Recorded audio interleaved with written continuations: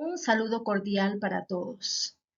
Agradeciendo en primer lugar a la Universidad Nacional Hermillo Valdizán, a la Escuela de Posgrado, al doctor Nicéforo Bustamante Paulino por sus sabias enseñanzas en el curso Fundamentos Pedagógicos. El tema a disertar será las ciencias agógicas, presentado por Contreras Castillo María, González García Lisbeth, Trujillo Galeano Katy Candy. Comencemos. En primer lugar, vamos a hablar sobre las ciencias agógicas. En el gráfico podemos observar que las ciencias agógicas abarcan desde la niñez hasta la adultez. Uno de los conceptos más importantes que podemos mencionar es que son aquellas ciencias educativas especializadas que atienden al ser humano en diversas situaciones de aprendizaje, concordante al desarrollo psicobiológico en el que se encuentra. En la ciencia agógica se encuentra la pedagogía, ebegogía, andragogía y gerontología. Paidología es la ciencia del niño que tiene por misión reunir todo lo concerniente a la naturaleza y desenvolvimiento del niño, donde quiera que se encuentre y organizarlo en un todo sistemático. Su único propósito es el estudio del niño en todas las direcciones a fin de llegar al conocimiento íntimo de su naturaleza. En el Perú, más conocida como educación preescolar, se basa en la autonomía, en el juego libre de los niños, en el enfoque por competencias, en el aprendizaje por descubrimiento, en el desarrollo de la psicomotricidad tanto gruesa como fina, en la socialización dentro de las aulas y la alimentación, que es base fundamental, la leche materna, y más adelante la alimentación nutritiva. Deriva del griego paidos, que significa niño, y ages, que significa guiar o conducir.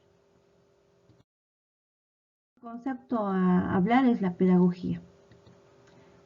Comenio, considerado el padre de la pedagogía, definió la educación como el arte de hacer germinar las semillas interiores que se desarrollan no por incubación, sino cuando se estimulan con oportunas experiencias. La palabra pedagogía proviene de los griegos paidon, que significa niño, y gogos, que quiere decir conducir. La pedagogía es una ciencia aplicada con características psicosociales que tiene la educación como principal interés de estudio, existiendo en la pedagogía descriptiva, normativa, infantil, social y psicológica. En la pedagogía tenemos grandes expositores como Skinner, en base a su condicionamiento operante, el conductivismo, a Albert Bandura sobre el aprendizaje vicario, a Robert Gardner sobre su paradigma cognoscitivo, a John Anderson sobre el control adaptativo del pensamiento, a David Ausubel en base a su aprendizaje significativo, a Jerome Brunner en base a su aprendizaje por descubrimiento, a Jean Piaget en las etapas de desarrollo, en su teoría psicogenética, y a Lev Vygotsky en la teoría sociocultural de la base del constructivismo.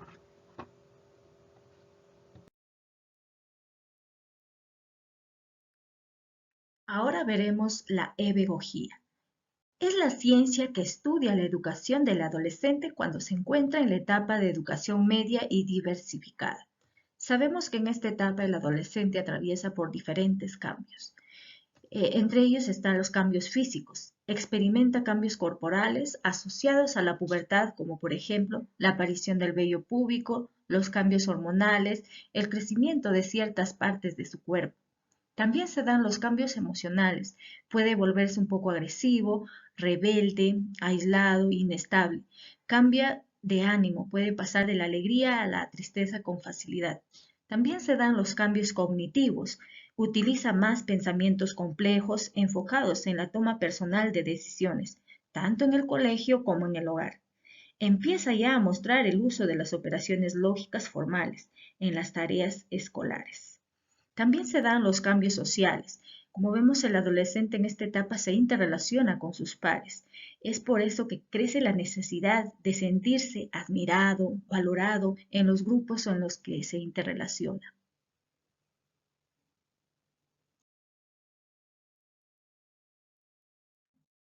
Características del cerebro adolescente. Hay ciertas partes del cerebro adolescente que ha crecido demasiado. Entre ellas tenemos el núcleo accumbens. Esto involucra el estado de ánimo, la motivación, la sensación de placer. El adolescente está constantemente queriendo experimentar algo nuevo que le produzca placer. También tenemos la amígdala que ha crecido demasiado, ¿no? Esta juega un papel importante en el control emocional, en la priorización de las acciones. También tenemos que la parte frontal del cerebro no ha llegado a su desarrollo completo. Esto se da todavía hasta los 30 años. Y en esa está la corteza prefrontal. En esa tenemos la motivación, la planificación al futuro, el autocontrol. Es por ello que el adolescente no piensa en un futuro lejano, sino en un futuro cercano, ¿no? También tenemos que esto se da por el apego familiar que se da en la infancia. Ya tiene que salir de ese apego familiar para interrelacionarse ya con sus pares, en donde ellos ya van a querer conversar más, escuchar música entre ellos, ¿no? Y es muy importante que nosotros dejemos que realicen estas actividades, ya que es muy importante para completar su desarrollo de estas partes del cerebro que aún todavía no han alcanzado la maduración.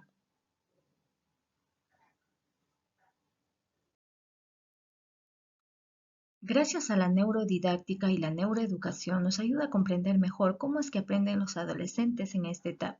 Lo primero dice, aprender es divertido, ¿no? El aprendizaje se realiza espontáneamente. Los años previos a la pubertad son fases particularmente sensibles en el aprendizaje del estudiante. El aprendizaje es un proceso emocional. Sabemos que si no involucramos emocionalmente al estudiante, no va a recordar mucho lo que aprendió. Entonces tenemos que tener paciencia, darles un buen trato, creer en ellos, tener altas expectativas sobre lo que ellos sí pueden lograr, lo que se propone. También crear un ambiente rico en estímulos, porque un ambiente pobre en estímulos sabemos que dificulta el aprendizaje. Si hacemos clases rutinarias, si no innovamos, hacemos lo repetitivo, el adolescente no le va a gustar, se va a cansar de lo mismo. Entonces tenemos que utilizar diversas estrategias en nuestras clases.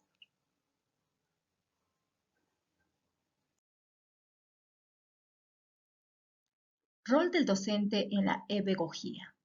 Una clase típica con adolescentes en la actualidad puede considerar más de uno de los siguientes elementos: pedagogía tradicionalista, teórica, expositiva, pasiva, con sermones e imposiciones. La intención de la pedagogía es dar una respuesta a los adolescentes y que ellos de manera desafiante desarrollen su aprendizaje, por lo que una clase tendrá que ser creativa, dinámica, con uso de las TIC, con microintervenciones, colaborativa, negociante, con libertad lúdica, divertida y celebrando siempre los logros.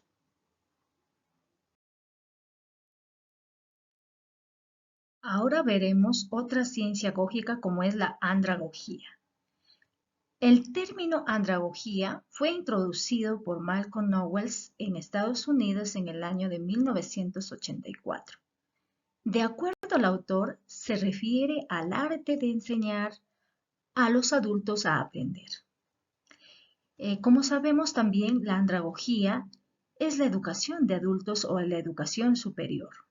El modelo andragógico a seguir se basa en las exigencias del adulto, el cual decide qué estudiar y para qué desea estudiar, según su requerimiento o necesidad de aprender.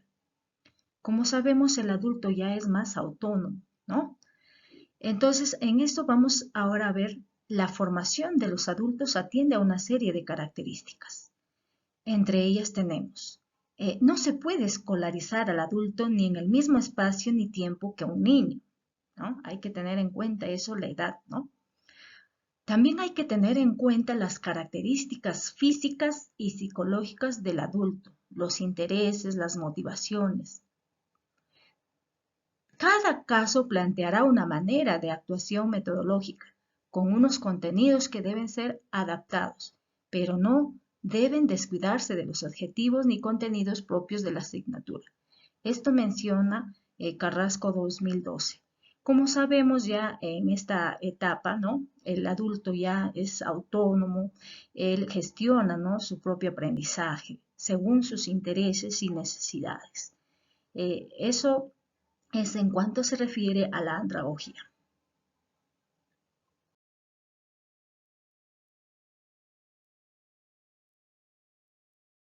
Muchas gracias por ver este video.